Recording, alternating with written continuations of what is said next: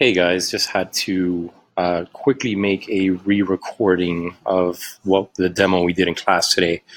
Yeah, it seems like I have some technical difficulties there, so I'm re-recording it, and I'm going to show you guys what we covered tonight in class under the Pages menu.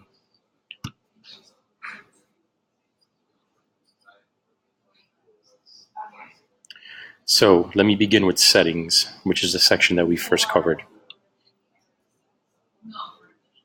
So what we learned tonight in Settings was first and foremost how to add new page roles to your Facebook business page.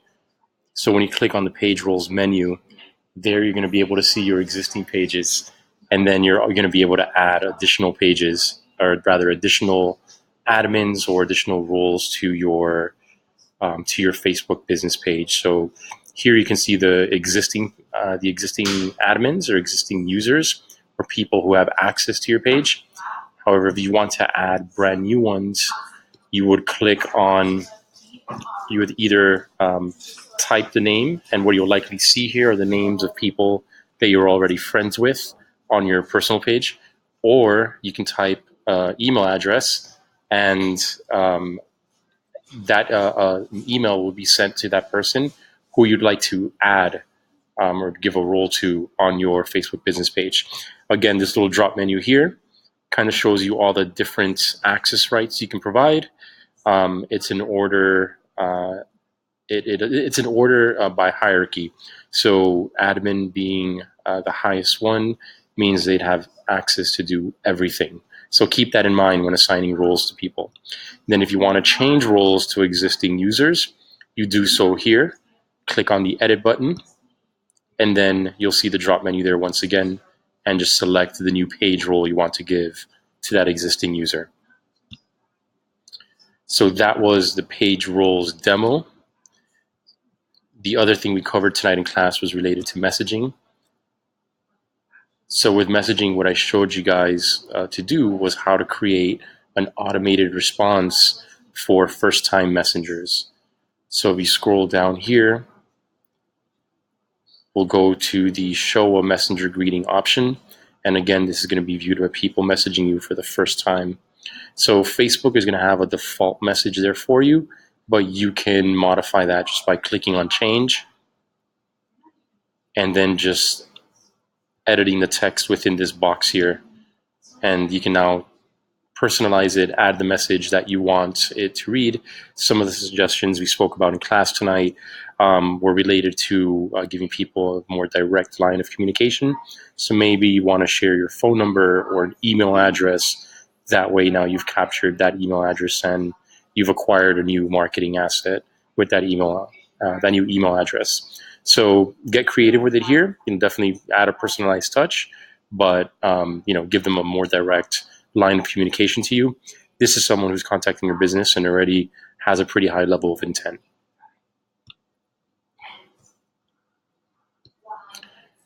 Next, I'm going to skip over to publishing tools. And what we covered here tonight were a couple of things. One of them was the Facebook scheduler. So this is Facebook's native scheduling feature. So what it does is that it allows you to post date organic content that will be posted to your Facebook business page.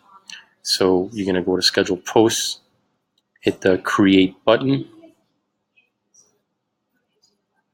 You'll be able to write your post, use any of these tags.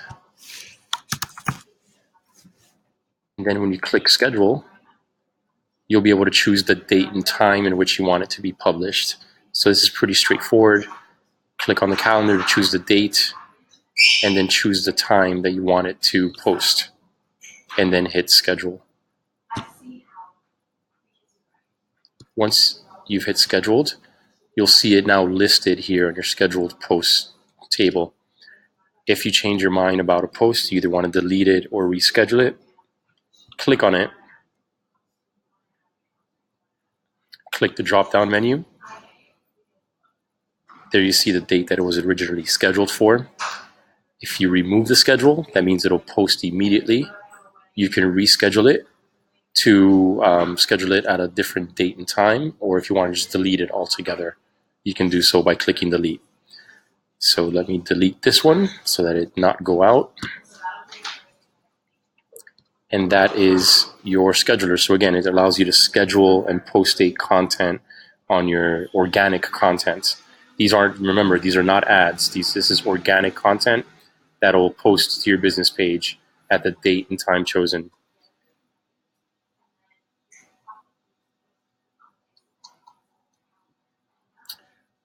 See, I think that is it. One thing we did not get the opportunity to cover in class today, but I'll take the opportunity to go over with you now, is the forms library. So one of your milestone assignments, your second milestone assignment, once we get a little deeper into Facebook ads, is going to deal with how to create a Facebook lead ad, which the objective of that is to capture somebody's contact info, such as their name, phone number, and email address.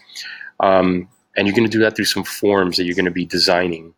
So the forms that you design to capture that information, you'll have the library of those forms here so that you're able to see which of those forms generated the most leads.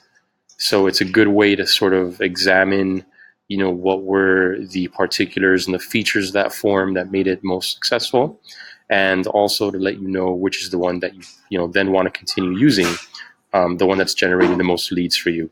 So by just taking a quick glance at this table, you can see that this lead form has generated the most leads with 8. So next time I build a lead generation campaign, I'm going to want to use this form because it's the one that seems to be resonating the most with my audience. But again, don't worry about how to build the form just yet. You're going to learn all of that in due time.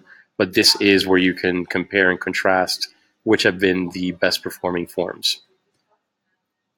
So the last thing I want to show you, which we did cover in class tonight, were the insights. Again, the insights do take the opportunity to explore this. This is where you'll be able to get analytics for your organic business page. So again, this is not paid or sponsored posts or paid ad analytics. You will learn how to review that in due time. But this is where you'll be able to see analytics related to your page's performance. So how many times your page has been viewed within this particular date range, how many times people have taken action, how many likes, how many people it's been reached by. You can adjust the period of time that you want to review it right up here.